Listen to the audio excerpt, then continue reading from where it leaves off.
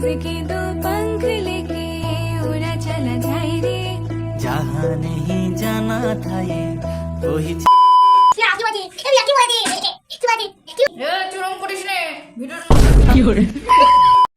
Hey guys, welcome back to my channel. আশা করি তোমরা সবাই ভালো আছো। আমি খুব ভালো আছি। চলে এসেছি একটা নতুন ব্লগ নিয়ে। তো টাইটেল আর থাম্বনেল থেকে বুঝতে পেরেছি আজকে হচ্ছে পয়লা বৈশাখ। তো সকলকে জানাই শুভ নববর্ষ। তো আজকে আমাদের বাড়িতে পুজো হবে। আর পুজোটা হচ্ছে আমাদের মানে কি বলবো, প্রত্যেকটা বাড়িতে এরকম নিয়ম আছে নাকি জানি না। তো আমাদের বাড়িতে এখানকার সবাই প্রত্যেকে আমাদের বাড়িতে মানে যা গরু টরু থাকে যেখানে গোয়ালে দুধ উতলানো হয়। মানে পায়েস যেরকম কি করে সেরকমভাবেই দুধটা উতলালে মানে শুভ লক্ষণ আর কি, যেখানে ভগবতী থাকে সেখানে পুজোটা হবে। তো ভিডিওটা কন্টিনিউ দেখতে থাকো।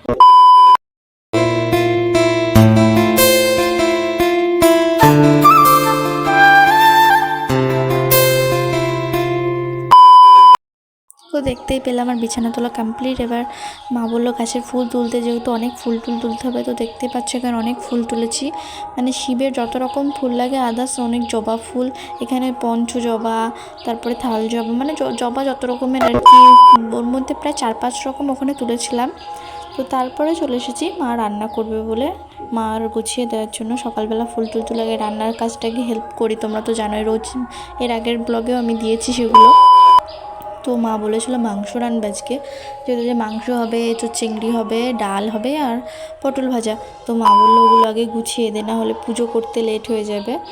তো সেটাই করে দিচ্ছিলাম আর কি, নাহলে না গুছিয়ে দিলে মা উপোস আছে, যেহেতু আমাদের জন্য রান্না বান্না করতে গিয়ে আবার পুজো ওইদিকে লেট হয়ে যাবে। মা উপোস আছে, আবার কতক্ষণই বা থাকবে, ততক্ষণ না খেয়ে আমার না গুছিয়ে দিলে হয়, ওই জন্য আগে গুছিয়ে দিলাম।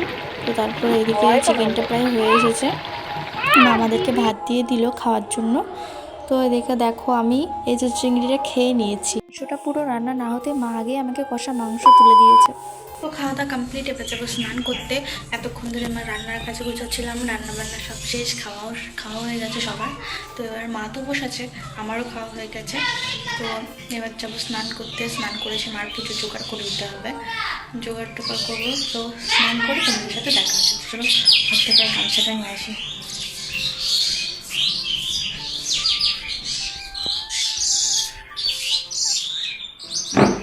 গামছাটা নিয়ে নিই, এবার যাবো স্নান করতে। তো এসে দেখা হচ্ছে। তো এই যে দেখতে পাচ্ছ স্নান করে চলে এসেছে, মাথাটা মুছছি। প্রত্যেকবার মানে কি বলবো, আমার মার আগে স্নান হয়ে যায়, আমারই হয় না। তো এবার আমার আগে হয়ে গেছে, আমার মার এখনও হয়নি। তো মা আমাকে বলছে যে তাড়াতাড়ি কর, না হলে আবার পিছিয়ে পড়বি। কারণ আমি একটু নিটপিটে মানে কি বলবো, একটু স্লো, আমি অতটা তাড়াহুড়ো করতে পারি না। তো ওই জন্য মা বললো তুই আগে স্নান করে চলে যেতে, ঠাকুরের কী কী লাগবে না লাগবে সেগুলো একটু গোছাগা, না হলে আমি গিয়ে তাড়াহুড়ো করে অত হবে না, তুই গেলে একটু তাড়াতাড়ি হবে। স্নান করে চলে এসেছি, মা বললো যে ফুলের মালা গাঁথতে হবে। ওই ঠাকুরের জন্য দুটো আকন্দ ফুলের একটা মালা আর একটা এটা ওটাতে অনেক ফুল আছে, ওগুলো মালা গাঁথবো। তো তারপরে পুজো করতে বসবে। মা এখন স্নান করছে, মার আগে আমার স্নান হয়ে গেছে।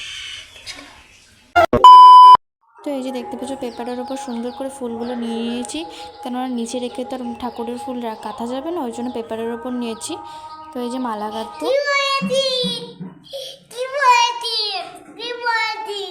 চুরম করিস নে, ভিডিওটা নষ্ট হয়ে যাবে নি।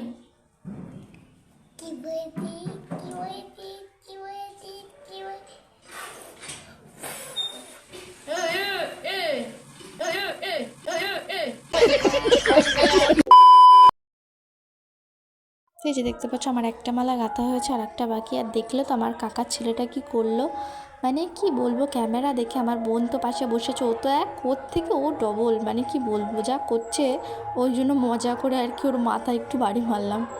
তো তারপর মালা গাঁথাও শেষ, আর এদিকে আমার মায়ের পুজোও হয়ে গেছে, যেহেতু মা পুজো দিল আজকে। তো মার পুজো দেওয়া হয়ে গেছে। তো এরপরে যাব বাইরের পুজো করতে গোয়ালে। তো এই যে দেখতে পাচ্ছ মা আমাকে বললো যে বাইরে ঘর দিয়ে সব আলপনাগুলো দিয়ে দে, কেননা বাইরে গোয়ালে এই যে দেখতে পাচ্ছ গোয়ালের মধ্যে বেশি এবড়ো খেবড়ো জায়গা, তো জন্য ভালো লাগছে না অতটা। তো দেখতে পাচ্ছ ভালো করে দেওয়ার চেষ্টা করেছি, তাও ভালো হয়নি, কিন্তু বাইরেরগুলো বেশ ভালোই লাগছে আমার কাছে। তো এই যে ঘরের দৌড়ের সামনে মন্দিরের ওখানে সব জায়গায় আলপনা দেওয়া হয়ে গেছে। তো এরপরে মা পুজো শুরু করবে। তো দেখতে পাচ্ছ এই যে পুজো শুরু হয়ে গেছে, মা পুজো করেছে খুব সুন্দরভাবে।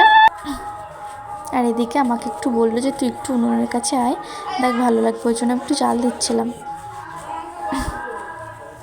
তো তারপর মা আমাকে বললো যে ধুনো লাগবে, ধুনোটা একটু গুঁড়ো কর, ধূপ ধরাতে হবে। ওই জন্য আমি গুঁড়ো করছিলাম। আর আমার পাশে একটু কাকি ছিল, কাকির সাথে একটু বকবক করছিলাম। তো তারপরে ফাইনালি পুজো শেষ, এবার প্রসাদ খাওয়ার পালা। তো এতটা খিদে পেয়ে গেছে, মানে কি বলবো, উপোস মনে হচ্ছে আমিই করেছি, আমার মা তো করেনি। ওই জন্য আগে আমি বাটি ধরে বসে পড়েছি প্রসাদ খেতে। এতটা টেস্টি লাগছিল না, সত্যি বলছি, পুজোর প্রসাদ তো মানে একটু ভালোই লাগবে, যেখানে ভগবানের পুজো টুজো হয় সেখানে দেখবে প্রসাদটাও বেশি ভালো লাগে। তো আমার তো খুব সুন্দর লাগছিল। তো ভিডিওটা এই পর্যন্তই, আর বেশি বড় করব না। তো ভালো লাগলে please like, comment and share. Tata.